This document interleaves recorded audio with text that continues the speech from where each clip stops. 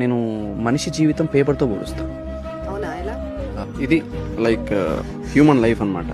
Okay. మనం ఏమనుకుంటాం, మన లైఫ్ చాలా ప్రశాంతంగా ప్లెయిన్గా ఎలాంటి కష్టాలు లేకుండా ఉండాలి అనుకుంటాం మనం.